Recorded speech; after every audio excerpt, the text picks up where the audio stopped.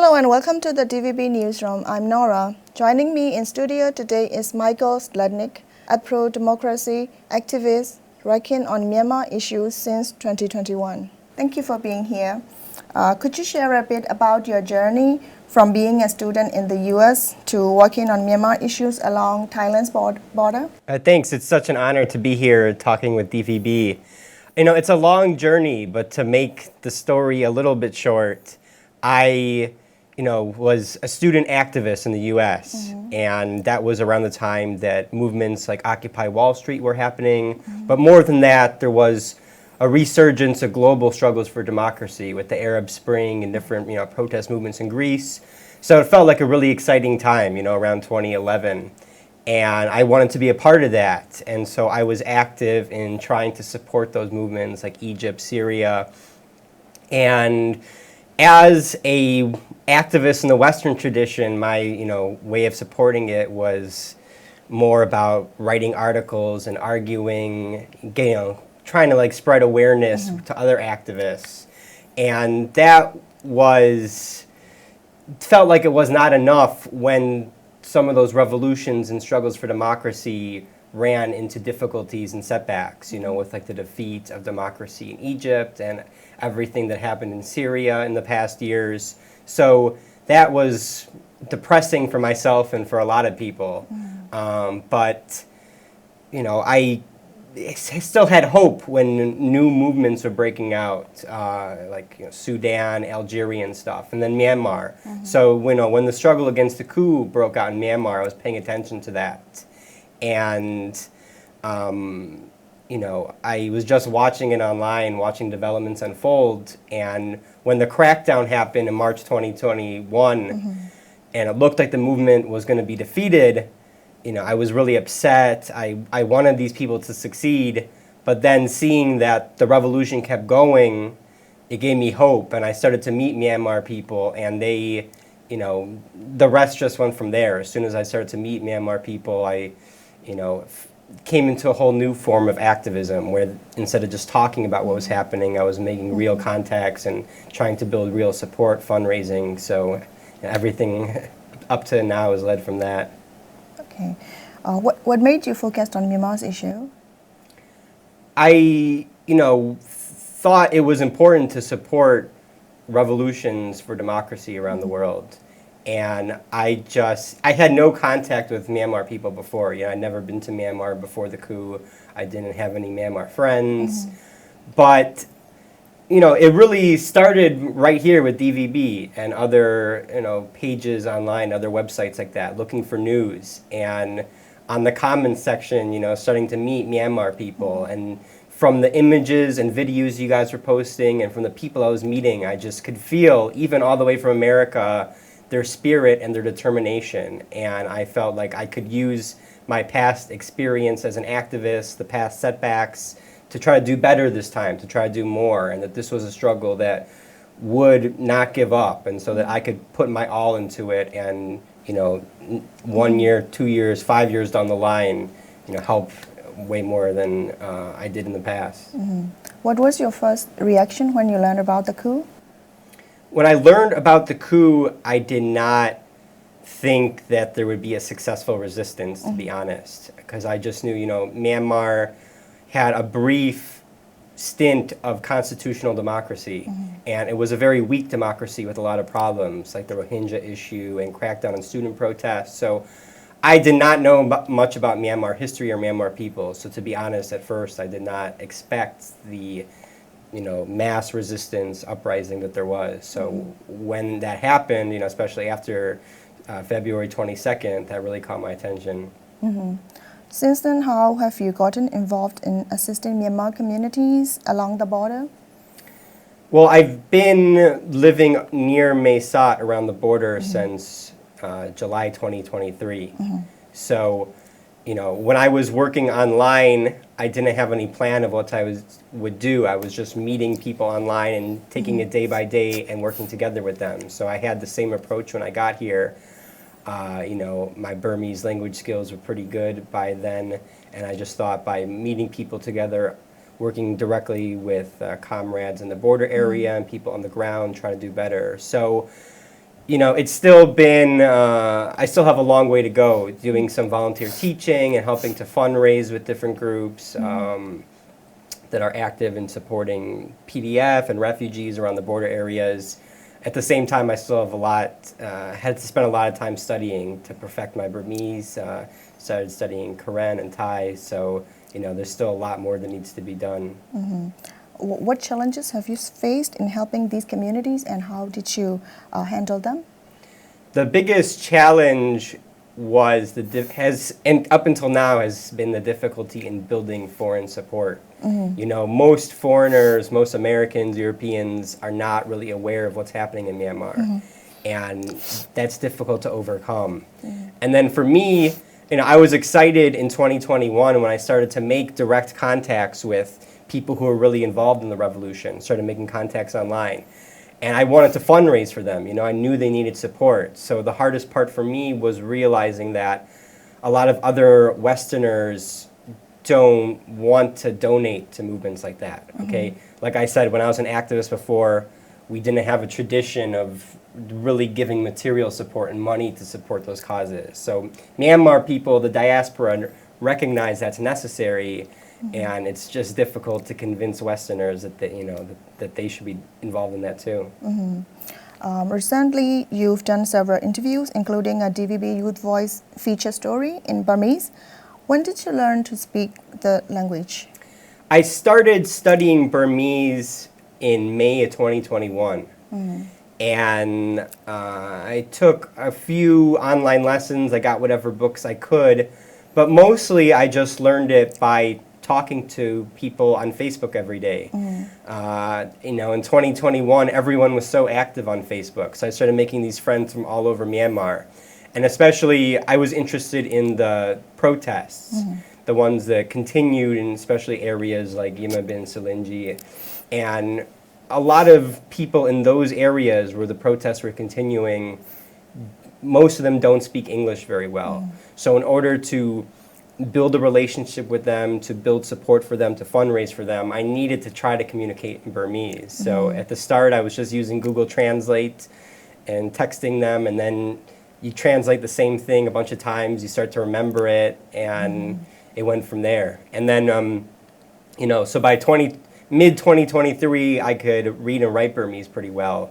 That's when I moved here. At that point, I still couldn't speak very well, and I could barely understand anything. So the past year plus of speaking Burmese all the time, that I've improved that somewhat. Yeah.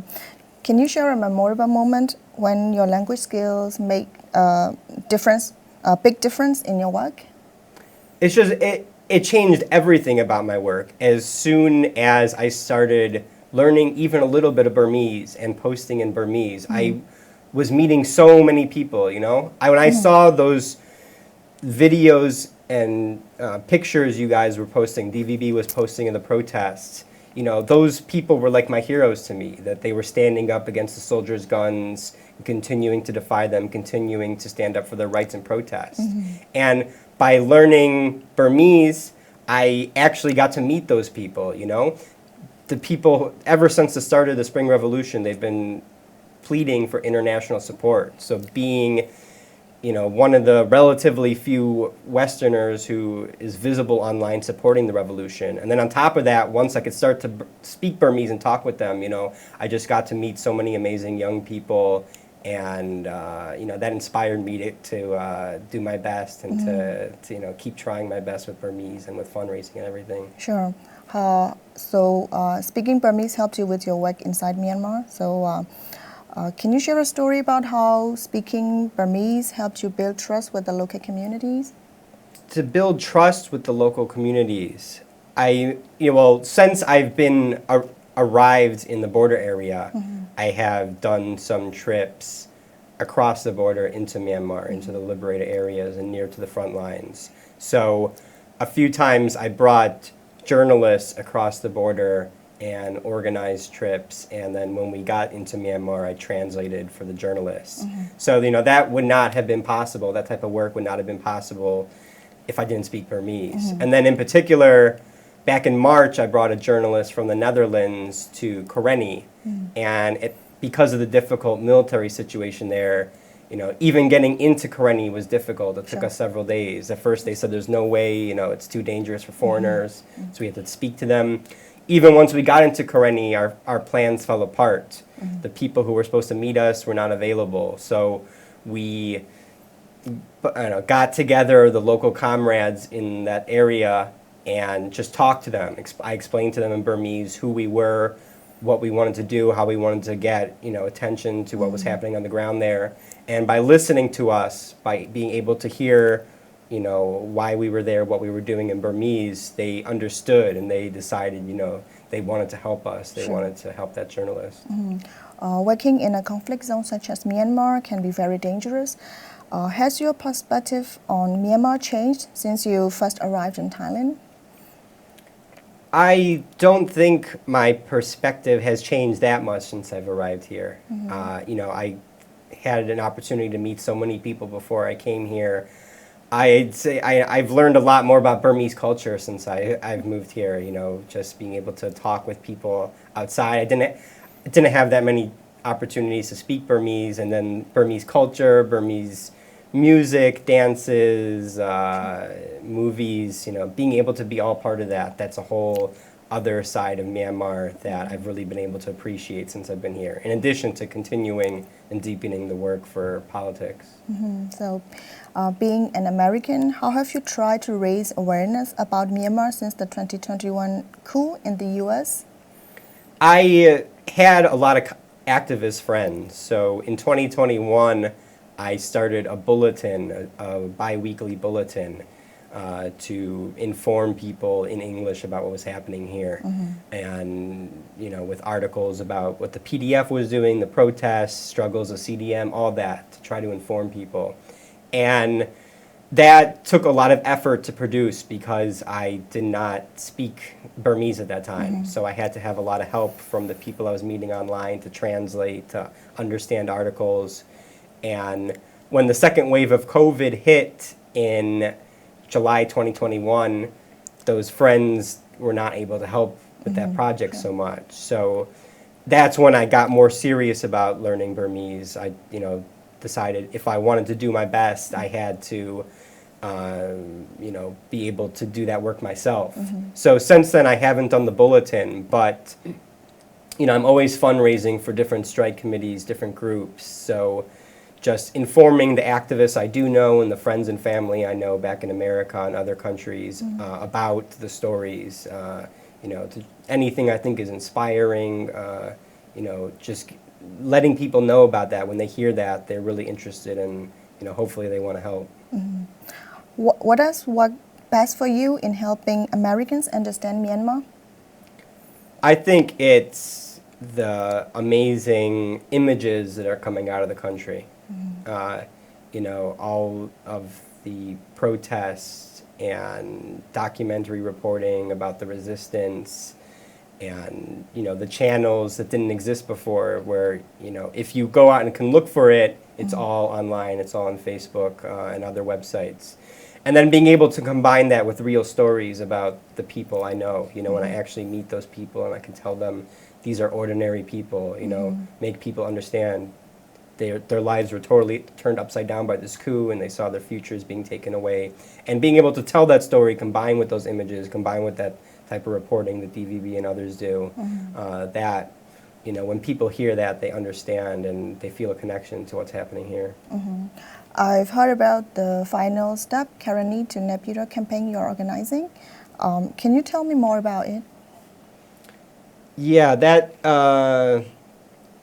campaign was not ever fully fleshed out. All right, so we are actually now the people who helped us in Karenni, especially Bola K PDF and others, they are doing their own fundraising campaign now. So we are fundraising alongside them. That campaign is just getting started now. And I'm hoping with all the attention to the success of the Syrian revolution that is an opportunity to make more Westerners understand that this type of movement can be successful. And then building, like we met, for example, a Catholic priest there, okay, and he doesn't have internet. He was in Yarthit. They're totally cut off from the outside. So his parish, as well as the PDFs, the EAOs on the ground, have responsibility for so many refugees. And so even being able to get the word out for him and for others like him, to Catholic organizations, others like that, raise a lot of money for refugees there who are in dire need of help. So just trying to facilitate those connections with the outside world as much as possible. Okay. So what do you hope to accomplish next in your life and career? I just hope each year to do more than I did the last year to help Myanmar people. I see this movement in Myanmar as part of a global movement, that we all have to fight for democracy and human rights and justice and decency for all.